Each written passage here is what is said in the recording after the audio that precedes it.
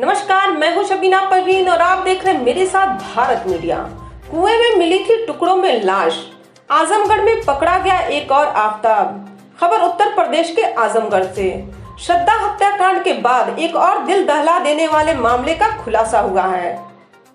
चुनौती बनी सिर कटा लाश के मामले में राजपाश में पुलिस ने सफलता पा ली है। मृतक के अपने पति के प्रति बढ़ती गई वफादारी के लिए उसके प्रेमी ने उसकी नृशंस हत्या कर दी थी। दुष्चक्र में आरोपित के माँ, पिता, मामा, मामी समेत 8 लोग शामिल हैं। उसमें खुलासा हुआ क्या है पूरा मामला? 16 तारीख को थाना क्षेत्र अहिरोला में पश्चिम पट्टी के पास सड़क के किनारे एक कुएं में अज्ञात युवती की डेड बॉडी मिली थी, जिसमें सिर नहीं था और बॉडी को अलग अलग पार्ट्स में काटा गया था। जनपद पुलिस के लिए एक बहुत बड़ी चुनौती थी इस घटना का खुलासा करना और इसमें जो भी अभियुक्त शामिल हैं उनके खिलाफ कार्रवाई करना। इसके लिए 5 अलग अलग टीमें गठित की गई थी, जिसमें एडिशनल एसपी हमारे दो सीओ साहिबान और समस्त थाना प्रभारियों को लगाया गया था। अलग अलग जनपदों में टीमें भेजी गई थी शिनाख्त करने के लिए। बहुत महत्वपूर्ण रोल थाना अहिरोला पर नियुक्त आरक्षी चालक राजेश वर्मा के द्वारा इस घटना में इनका महत्वपूर्ण रोल रहा। लड़की की शिनाख्त आराधना प्रजापति, इनकी उम्र लगभग 22 वर्ष है। ये इसहाकपुर गांव के रहने वाली हैं। इनके रूप में इनकी शिनाख्त हुई। जो डेड बॉडी पे के हाथ में कंगन था और हाथ में एक धागा था और पैर में जो नेल पॉलिश थी, इसके आधार पे पुलिस को ये संभावना लगी कि ये डेड बॉडी उनकी हो सकती है। परिजनों से बातचीत की गई, विस्तार में तफ्तीश की गई, CDR एनालिसिस बहुत डिटेल में किया गया। इस CDR एनालिसिस के आधार पे और सारी तफ्तीश के आधार पे प्रिंस यादव, एक अभियुक्त जिसका पिछले 2 साल से मृतका के साथ संबंध था, इसको पुलिस के द्वारा गिरफ्तार किया गया। कड़ाई से पूछताछ करने के दौरान इसने पुलिस को पूरी कहानी बताई कि किस प्रकार से इसने घटना कारित की। 15 नवंबर को गौरी का पूरा गांव स्थित एक कुएं से युवती के सिर कटी व कई टुकड़ों में शव मिले थे। युवती के शरीर पर कोई वस्त्र नहीं थे, इसलिए हत्यारों तक पहुंचना पुलिस के लिए चुनौती बनी हुई थी।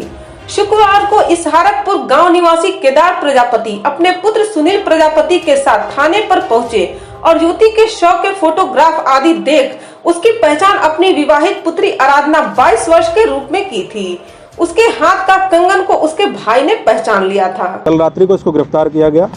5 टीमों ने इससे लगातार पूछताछ की है। पूछताछ के दौरान इसने बताया कि 2 साल से मृतका के साथ इसका संबंध था। ये बाहर विदेश में रहते हुए काम कर रहा था। इस साल फरवरी में मृतका की शादी किसी अन्य व्यक्ति से हो गई, जिसकी इसको जब ये जानकारी हुई तो ये विदेश से यहाँ वापस आया और इसने मृतका पे दबाव बनाया कि वो उसके साथ शादी ना करके इसके साथ शादी करे। इसने अपने परिजनों से भी ये बात साझा की और इसके माता पिता ने भी इसको ये कहा कि तुम उसी के साथ रहो, उसी से शादी करो और अगर कोई दिक्कत आएगी तो हम देख लेंगे। इस पूरी साजिश में इस प्रकार से इसके माता पिता भी शामिल थे। उनके द्वारा इसको बढ़ावा दिया गया कि अगर लड़की नहीं मानती है तो उसको रास्ते से हटा दिया जाएगा। ये लगातार लड़की से बातचीत करता रहा, प्रयास करता रहा कि वो अपनी पुरानी शादी को तोड़ के और इसके साथ शादी कर ले। लड़की नहीं मानी। 29 तारीख के बाद से 29 अक्टूबर के बाद से इसके दिमाग में ये पक्की प्लानिंग हो गई कि इसको लड़की की हत्या करनी है। ये लगभग 2-3 दिन के लिए अपने घर से गायब हुआ। गांव में इसने ये कहा कि मैं जयपुर जा रहा हूँ। इसके पीछे इसका मकसद था कि सब लोग ये मान लें कि ये जयपुर चला गया है और ताकि इसको घटना से कनेक्ट ना किया जा सके। लेकिन ये यहीं जनपद में रहा और उसके बाद अपने मामा के घर चला गया, जहाँ इसने ये पूरी प्लानिंग अपने परिवार वालों के साथ, अपने मामा के लड़के सर्वेश और अपने मामा के साथ ये पूरी प्लानिंग इसने ऑर्गेनाइज। आजमगढ़ के अरहोला थाना के गौरी का पूरा गांव में युवती की नृशंस हत्या का शव कुएं में फेंकने की गुत्थी को पुलिस ने 5 दिनों बाद सुलझा लिया है। घटना में शामिल आरोपित प्रिंस यादव निवासी कटही बस्की को पश्चिम पट्टी गांव में एक मुठभेड़ में गिरफ्तार किया गया है। कुएं से सिर कटी व कई टुकड़ों में मिली लाश के मामले का पुलिस ने खुलासा कर दिया है। साथ ही युवती के सिर का हिस्सा कप्तानगंज के जजौपुर स्थित पोखरी से बरामद कर पोस्टमार्टम के लिए भेजा है। 9 तारीख को इसने 9 अक्टूबर को लड़की को बुलाया फोन करके, लेकिन लड़की उस दिन नहीं आई। 10 तारीख को फिर से मंदिर दर्शन के बहाने इसने लड़की को बुलाया। ये और सर्वेश एक मोटरसाइकिल से दोनों गए थे। सर्वेश इसके मामा का लड़का है। जब लड़की इससे मिलने आई उसके बाद ये उसको एक रेस्टोरेंट में ले गया, वहाँ खाना खिलवाया और इस घुमाने फिराने के बहाने शाम तक ले जाके अपने मामा के गाँव के पास एक खेत में ले जाके गला दबा के उसकी हत्या कर दी। हत्या करने के बाद ये बांके से, क्योंकि इसको ये था कि डेड बॉडी मिलेगी तो कनेक्ट किया जाएगा, बांके से बॉडी को अलग अलग पार्ट्स में काटा और उन पार्ट्स को पॉलीथीन में भर के सर्वेश की मदद से मोटरसाइकिल पे रख के इसने जो कुआं है जहाँ से बॉडी बरामद हुई वहाँ पे फेंका। जो डेड बॉडी का सिर था उसको भी इसने अलग काट के अलग कर दिया था, उसको इसने वहीं नज़दीक एक तालाब में फेंक दिया। पुलिस के द्वारा इन सभी घटना स्थलों का निरीक्षण किया गया है, वहाँ से पूरा साक्ष्य संकलन किया गया है। अभी तक जो बरामदगी हुई है उसमें एक लकड़ी का बोटा तालाब से बरामद हुआ है। जो मृतका हैं उनके जो सिर का हिस्सा जो कुएं में नहीं मिला था वो बरामद हुआ है। गन्ने के खेत के पास से एक मास्क बरामद हुआ है जो मृतका का है। 2 बांके जो घटना में प्रयुक्त किए गए थे वो बरामद हुए हैं।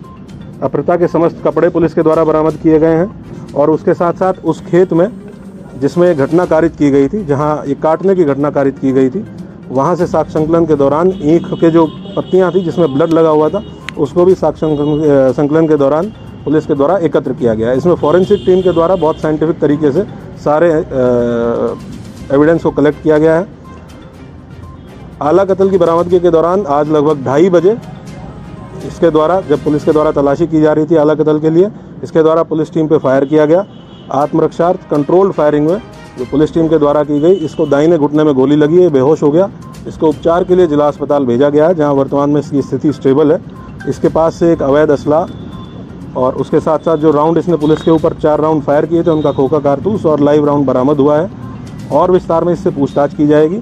अभी तक इस पूरे प्रकरण में ये मुख्य अभियुक्त प्रिंस यादव की गिरफ्तारी हुई है। इसका साथी सर्वेश यादव वो वर्तमान में फरार है, जो पूरी घटना में इसके साथ शामिल था।